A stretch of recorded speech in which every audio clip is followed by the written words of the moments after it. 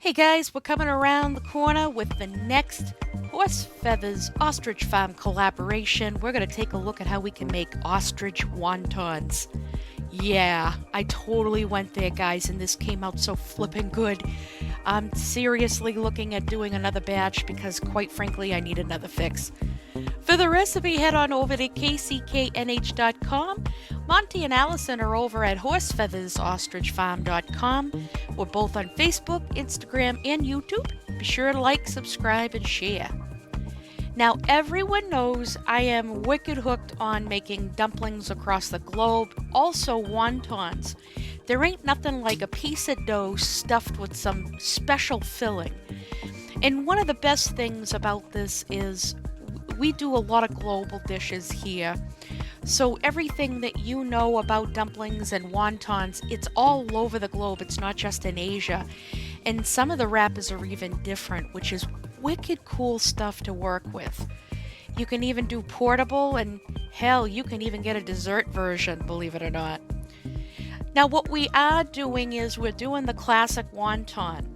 Now with the ground ostrich, there is something to keep in mind because it is extremely lean. You're looking at 95 to 97% on average that is that lean. So we're going to toss in some ingredients. You can definitely find this stuff locally. You may have to go to an Asian market for some items. However, you can't make this unless you get yourself some ostrich meat. Now the difference between the dumpling and the wonton wrapper, as you can see in these photos, you can't see the filling through the dumpling wrapper. But if we quickly change over to wonton, you'll notice you can see the filling through that wrapper. And that goes to show the thinness of the dough, which is Shanghai style. So here we are, we're working with Horsefeathers Ostrich Farm ground ostrich. I purchased this at one of the farmers markets up in Concord, New Hampshire. And into a bowl, we're doing a one bowl deal, guys. All of my dumpling and wonton recipes are all a one bowl fix.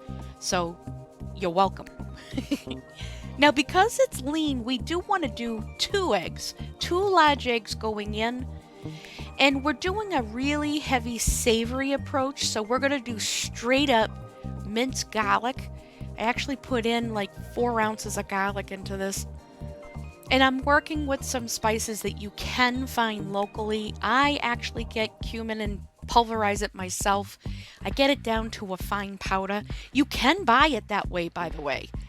I just personally like the aroma, and the flavors taste so amazing when it's freshly ground. Chinese 5 spice is a one and done deal, guys. You could just buy 1 container for $1 at a dollar store. You can't beat a deal like that. And of course, with Asian dishes, we use white pepper. We don't use black pepper. So we're going to put that into our bowl. Now, most dumpling and wonton wrappers use some sort of soup base or bouillon. So use your favorite flavor. It's up to you. Now we are going to do a focused beef and scallion style with that ostrich meat. So we're just taking a bunch of scallions here. Make sure they're clean really well. Sometimes you'll find a little bit of dirt inside the layers. And we're going to do a fine chop on this. Fairly simple to make, just be careful of your fingers. Be mindful that we're going to do a fine chop on this after we've broken down the scallions. Because we certainly want to be mixing this in, and we don't want any honking huge pieces of scallion. Let me tell you, it can be quite strong, so just be mindful. Now, I did have some scallions that were pretty thick, so I halved them before going after them with my knife. And honestly, guys, this is going to be a very therapeutic approach. I always find that is so when I'm working with dumplings and wontons. So here we're just going to town, and we're going to go and chop this up even further. I want to get this almost minced down. And as you can see here, everything's getting smaller and smaller as we proceed. And eventually, this is going to come down to very fine bits and pieces. It's going to take a good 5 to 8 minutes if you're not used to doing a lot of chopping. But once all is said and done, get those scallions into your bowl, and they're going to give a nice grassy, gardeny flavor to this. It's a delicious flavor combination. And I find with the ostrich meat, it's a marriage made in heaven. Now, ostrich meat is a lot more, I don't want to say meaty, but it's more dense. So I start with mushing. That's a culinary term, mushing. Just kidding. So we're going to start mushing this all together because I want to at least start breaking up that ostrich meat because it's pretty solid. It's a good hunkin' piece of ground meat. Now that we've started to break this down, we're going to add some fluids. I've got some oyster sauce here.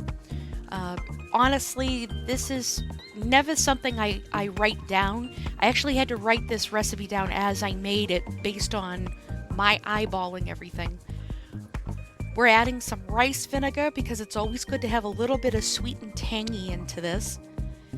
And now we're going to go back into this. I'm going to mush it again, but eventually we're going to go back to the old practice of attacking this in one direction. Now, ostrich meat was said earlier as being very lean, so because we have more liquid and more protein added, the eggs are helping us out here. We do want to go into this pretty aggressive. We're going to develop that myosin. That's where those nice, beautiful fibers are going to start forming. Now, the one thing I did take note about ostrich meat in my own personal notes is it takes longer to develop it. I noted another 5 minutes or so that I needed to go and hit this really hard with the one direction mixing. Now that I've beat this up, I'm going to check out this mixture, see if I need to keep going, and it does look like I had to continue with the aggressive mixing here. Definitely count on a 10-minute process of doing just that. Running your hand through it as rough as you can and making sure that you can get that myosin development. Now the behavior that you're going to see here is it's almost paste-like. So as we get a close-up shot here, oh, look at the scallions. Freaking gorgeous. You can see the meat has actually come together in a more smoother approach, almost pate-like. You can see some of these fibers coming through the meat here. So I know that we beat the hell out of it. Job well done if you get to this stage without driving yourself mental. So, as always, just like my dumpling and wonton videos, get yourself a tray. And we're going to dive right in here with the process. So, with a shot glass of water, a little bit of cornstarch on your tray, we're going to put about an ounce, maybe an ounce and a quarter, ounce and a half of filling in the middle. We're going to pinch the corners directly together to make this pyramid shape. In Italy, it's a fagottini. And you basically making sure that you could seal everything up, get as much air out as you can. And once that's sealed, you've got yourself your very first wonton. So the next wonton we're doing the same thing. A lot of this is repetitive, but maybe different folding techniques, to which I have it broken down in the notes of the recipe on my website. We're actually going to offset the points and still seal that filling in. We're basically just pinching this downward to get all the air out, and then we're going to wet one side of this corner to your right and bring the corners together after you pinch a little bit on the butt. So that's wonton number 2. And yes, there's another option, guys. I love giving options. I actually have 5 wonton fold options here for you. So for this one, we're folding it directly in half, pinching and sealing, get all the air out, and we're going to make sure the corners are together. And with a little bit of water, we're going to actually do a different fold with this. We're going to bring the 2 bottom corners together, and it looks like an ingot, like a little gold nugget. Here we are with wonton number 4. This one is a very simple, easy to do, self-explanatory. Little bit of filling in the middle. You know what? If you guys have got kids, that can appreciate stuff like this, I bet you they'd be very happy to work with mom and dad or grandma and grandpa or whoever loves making these. You could certainly have a lot of fun with the kids when you're making these. This one is pretty much for the adults because you're using a pair of chopsticks to be able to fold and roll the dough.